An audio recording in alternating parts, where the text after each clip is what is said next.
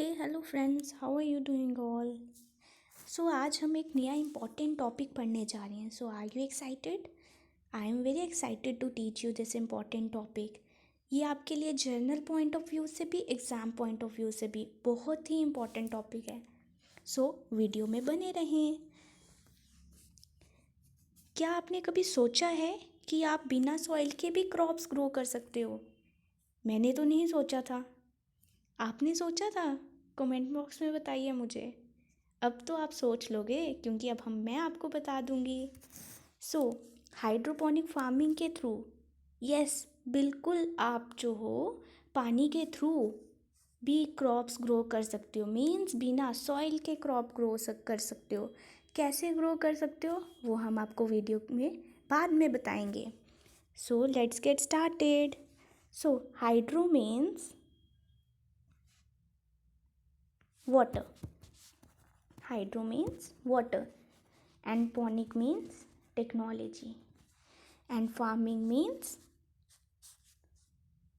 cultivation of crops or agriculture or raising of crops.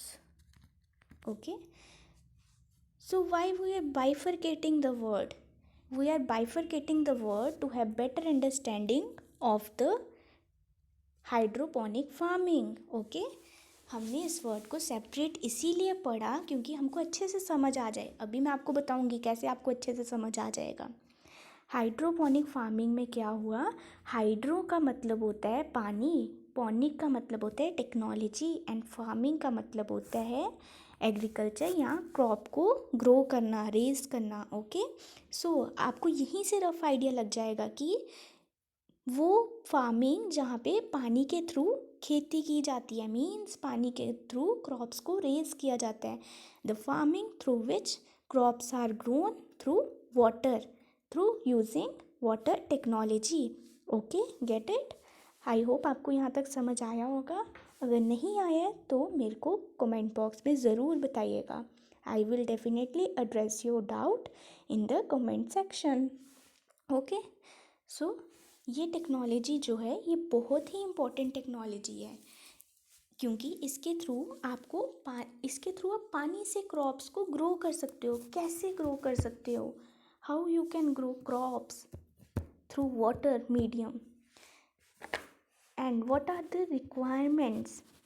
Firstly we will understand the requirements. क्या क्या चीज़ें चाहिए hydroponic farming को करने के लिए? हाइड्रोपोनिक फार्मिंग को करने के लिए आपको क्या क्या चीज़ों की ज़रूरत है? सॉइल की तो we know soil is not at all required. So what is required? We will study it now. First requirement is water. As we studied earlier that for hydroponic farming water is the utmost priority. You need water in large amount. I would say जितनी crops हैं उतना आपको पानी चाहिए। Okay, जितनी आपको crops grow करनी है, ठीक है। तो water is the very essential thing, requirement for hydroponic farming, क्योंकि ये फार्मिंग ही वाटर के थ्रू होगी। Second, essential nutrients. Essential nutrients are also required like zinc, phosphate, potash, calcium. All these nutrients are very much required. Okay, through them ये nutrients क्यों required हैं? क्योंकि ये जो न्यूट्रिएंट्स हैं ये पानी में मिक्स करके किसको दिए जाते हैं? पानी में मिक्स करके क्रॉप्स को दिए जाते हैं कि क्रॉप्स जो हैं बेटर तरह से ग्रो की जाएं। Okay, and the third most important thing is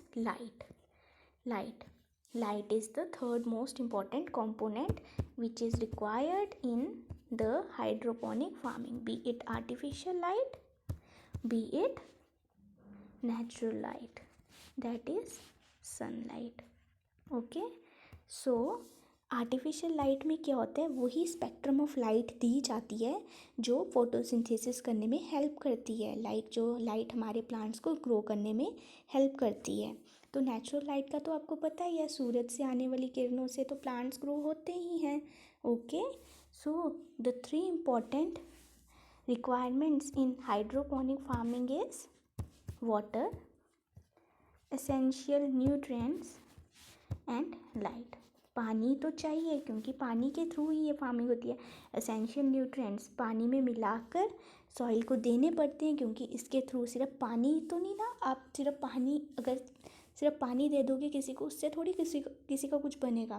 but उसमें जब एसेंशियल न्यूट्रिएंट्स मिक्स हो तभी हमारे बॉडी को जो हमारी बॉडी को न्यूट्रिएंट्स चाहिए होते हैं वो फुलफिल होते हैं। ओके, वैसे ही क्रॉप को भी एसेंशियल न्यूट्रिएंट्स देने पड़ते हैं वो मिक्स करके।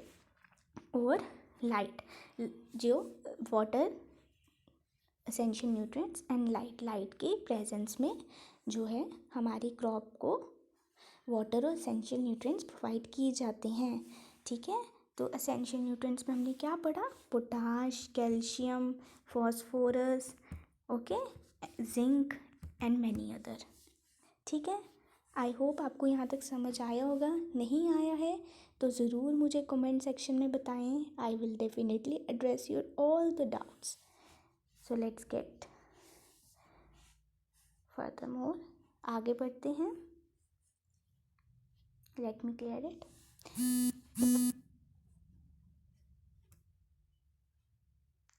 सो अब हम क्या पढ़ने जा रहे हैं कि ये जो चीज़ें हमको पता चल गया कि पानी, एसेंशियल न्यूट्रिएंट्स और सॉइल नहीं चाहिए होती, पानी और एसेंशियल न्यूट्रिएंट्स चाहिए होते हैं और लाइट चाहिए होती है। तो अब हम पढ़ेंगे कि ये कंसेप्ट आया कहाँ से। ये मेनली कंसेप्ट आया इज़राइल से। इज़राइल से मेनली ये कंसेप्ट आया। इज़राइल मेनली इस कंसेप्ट को यूज़ करता है, बट हमारे इंडिया में ये कंसेप्ट आया जर्मनी से। हमारे इंडिया में ये कंसेप्ट आया जर्मनी से। How this concept emerged in India through Germany, from Germany, we will study it now. Okay, Germany से ये आया। एक लड़का था हिमांशु, ठीक है, वो जर्मनी गया पढ़ने फॉर स्टडीज़। ठीक है, उसने वहाँ देखा कि वाटर क्रॉप्स, ये क्या चीज़ है रे, वाटर क्रॉप्स, नई चीज़ आ गई, पानी से क्रॉप्स ग्रो की जा रही हैं। तो उसने सोचा यार ये तो बड़ा अच्छा टॉपिक है, बड़ा अच्छी चीज़ है, टेक्नोलॉजी है कि हम अपने इंडिया में भी, जहाँ पे पॉपुलेशन बड़ी ज़्यादा बढ़ रही है, वहाँ पे हम ये चीज़ यूज़ करके क्रॉप्स को ग्रो कर सकते हैं। क्योंकि बिग लैंड्स अब अवेलेबल नहीं है कि जहाँ पे सॉइल अवेलेबल हो ह्यूज क्वांटिटी में और उतनी ही न्यूट्रियस सॉइल अवेलेबल हो। सो बेटर है कि क्या किया जाए, अपने ही इंडोर में या आउटडोर में, रूफटॉप्स पे, जहाँ भी अवेलेबिलिटी हो वहाँ पे हम ये टेक्निक, हाइड्रोपोनिक टेक्निक लगा के अपनी क्रॉप्स को आसानी से ग्रो कर सकें। सो उसने तभी ये कंसेप्ट जो है इंडिया में लाया। होप ये आपको क्लियर है। ओके, और अब बहुत सारी अपनी कंट्रीज़, इंडिया की स्टेट्स भी इसको यूज़ कर रही हैं, जैसे मुंबई, दिल्ली, बेंगलुरु, ऐसी स्टेट्स जहाँ पे पॉपुलेशन बड़ी ज़्यादा मात्रा में है, where there is huge population, या वहाँ पे ये टेक्निक यूज़ की जा रही है। क्योंकि दिल्ली में आपको पता है कि बड़ी ज़्यादा पॉपुलेशन और इतना लैंड ही अवेलेबल नहीं है कि हर कोई वहाँ पे अपनी एक न्यूट्रिएंट रिच सॉइल मिल पाए और उधर वहाँ पे क्रॉप्स रेज हों। सो क्या किया जा रहा है, लोग अपने ही घरों में, अपने ही रूफटॉप्स पे, जहाँ भी उनको जगह मिलती है, वो एडिक्वेट एनवायरनमेंट के अंदर ये वाली हाइड्रोपोनिक फार्मिंग कर रही हैं। ठीक है, ह्यूज पॉपुलेशन मॉडर्नाइज सोसाइटीज़ में ये ज़्यादा प्रेवलेंट है। In modernise societies hydroponic farming is most prevalent. Okay, और मोस्टली ये यूरोपियन स्टेट्स का ही कंसेप्ट है। यूरोपियन स्टेट्स जैसे इज़राइल वगैरह हमने पढ़ा, जर्मनी में भी यूज़ किया जाता है, फ्रांस में बड़ी ज़्यादा मात्रा में इसको यूज़ किया जाता है, फ्रांस में बहुत प्रेवलेंट है, हाईली प्रेवलेंट। ठीक है, हाईली प्रेवलेंट इन फ्रांस। ठीक है, गेट इट। जर्मनी में हमने पढ़ा, क्योंकि ये जर्मनी से ही तो हिमांशु कंसेप्ट लाया है। ठीक है, सो इसका अब हम बेनिफिट क्या है कि हम पढ़ तो रहे हैं इसको, पर बेनिफिट क्या है इसका? बेनिफिट सबसे बड़ा यही है कि आप इंडोर भी कर सकते हो, आउटडोर भी कर सकते हो। ठीक है, कि स्पेस की जैसे आपके पास स्पेस है उसके अकॉर्डिंग आप कर सकते हो। इसमें सेकंड बेनिफिट क्या है, इसमें 25 से 30% तेज़ी से क्रॉप जो होती है ग्रो करती है। 25 से 30% पता है कितना होता है, कितनी जल्दी क्रॉप ग्रो करती है इसमें? पर 25 से 30% जल्दी क्रॉप ग्रो करती है किसके कंपैरिजन में? सॉइल में जब आप क्रॉप को उगाते हो तो उसके कंपैरिजन में ये 25 से 30% तेज़ी से क्रॉप ग्रो करती है। ओके, और इसमें जो न्यूट्रिएंट्स होते हैं वो प्रॉपर क्रॉप को मिलते हैं, क्योंकि आप प्रॉपर पानी में न्यूट्रिएंट्स को जो है वो मिक्स करके क्रॉप को देते हो। ठीक है, सो उसको प्रॉपर न्यूट्रिएंट्स मिलते हैं। किसको? क्रॉप को प्रॉपर न्यूट्रिएंट्स मिलते हैं। न्यूट्रिएंट रिच क्रॉप्स होती हैं और वो रेडी टू ईट क्रॉप्स होती हैं। रेडी टू ईट माने जैसे आपको, सॉरी, रेडी टू ईट जैसे आपको, फॉर एग्जांपल ये क्या है, पत्ता है, ये आपने रेज़ किया गमले में, आप यहीं से तोड़ के इसको खा सकते हो। No need to wash it, because ये जो होता है इसको प्रॉपरली, इसमें कोई फर्टिलाइजर्स वगैरह यूज़ नहीं होते हैं, कुछ यूज़ नहीं होता है जिससे आपकी हेल्थ को हार्म करे। No fertilisers are used,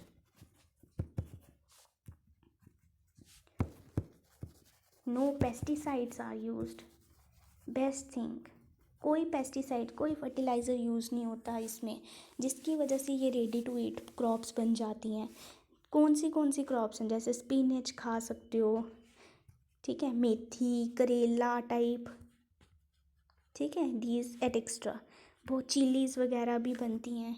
okay, every type of crop can be grown through this technique. ठीक है, and the most important benefit of this crop is इसमें 98 से 99% कम वाटर की रिक्वायरमेंट होती है।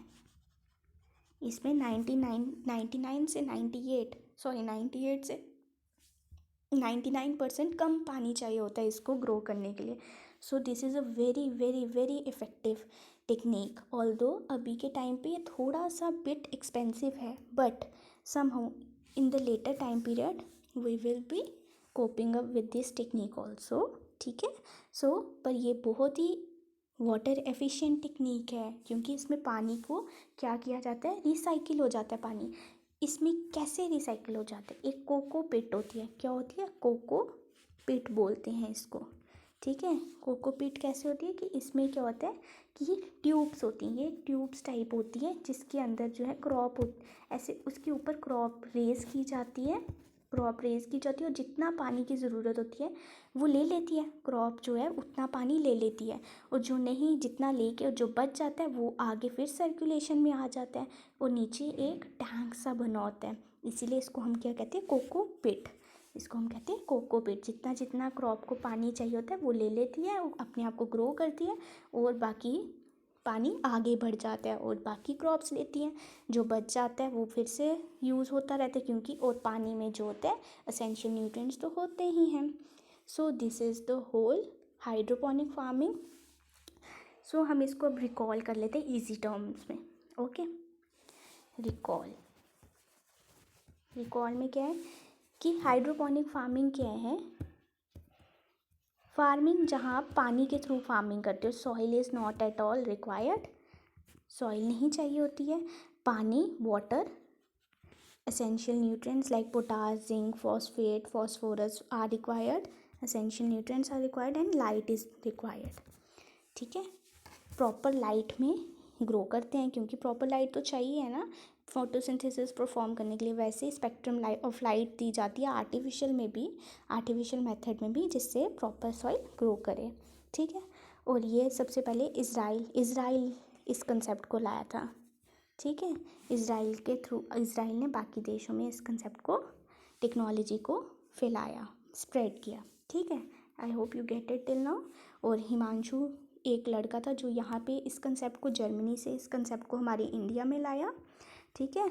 और इसके हमने बहुत सारे बेनिफिट्स देखे, जैसे 98 से 99% कम पानी यूज़ करता है ये सॉइल के कंपैरिजन में, 25 से 30% तेज़ी से ग्रो करता है, पेस्टिसाइड्स फर्टिलाइजर्स बिल्कुल नहीं यूज़ होते हैं, जहाँ भी पॉपुलेशन ज़्यादा है वहाँ ये ज़्यादा काम आता है, क्योंकि हम इसको इंडोर आउटडोर कहीं भी अपनी फिजिबिलिटी के अकॉर्डिंग ग्रो कर सकते हैं। और ये यहाँ इसके जो लीव्स वगैरह होते हैं वो रेडी टू ईट होते हैं, उनको वॉश भी करने की ज़रूरत नहीं पड़ती है। So this is all what I can teach you from here. So I hope you guys liked it. Please show your love to my video. Please like, subscribe and share my channel, and thank you for liking my previous video. Take care guys. Bye bye.